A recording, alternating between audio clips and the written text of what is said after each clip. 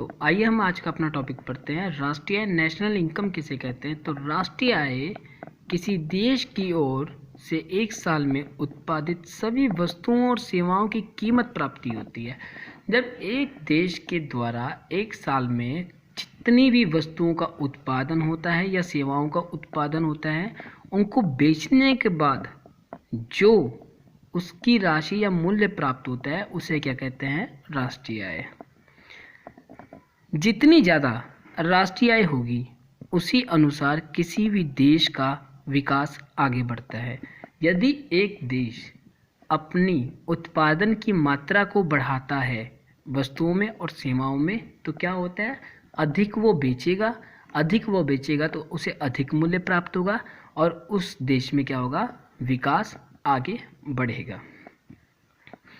देखिए, मार्शल का भी एक तर्क है। मार्शल के अनुसार किसी देश का श्रम और पूंजी उसके प्राकृतिक साधनों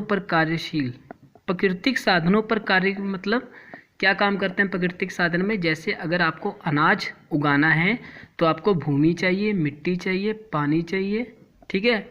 ये सभी क्या आपके प्राकृतिक साधन हैं, पर कार्यशील करते हैं वातावरण के अनुसार। प्रति वर्ष भौतिक और अभौतिक वस्तुओं का निश्चित वास्तविक उत्पादन करते हैं। मतलब जितने भी प्राकृतिक साधन हैं सभी आपस में मिलकर क्या करते हैं?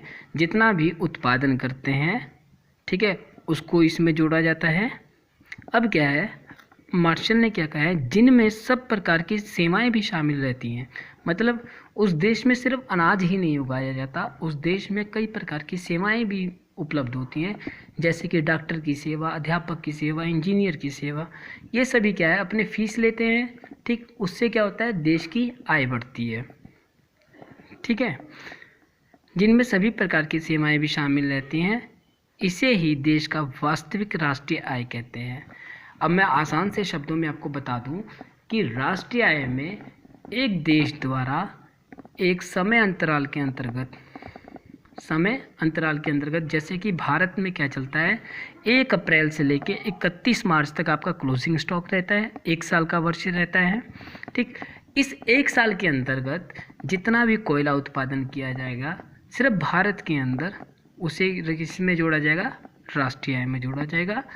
1 साल में जितने भी नए डॉक्टर या जितने भी नए अध्यापक की नियुक्ति की जाएगी वो किसके अंदर जोड़ा जाएगा? राष्ट्रीय आय के अंदर जोड़ा जाएगा। इसी तरह क्या होता है, जब किसी देश के द्वारा एक देश के अंदर वस्तुओं और सेवाओं का उत्पादन किया जाता है, उसके तत्पश्चात जो भी राशि या मूल्य मिलता है उसे क्या कहते हैं? National income.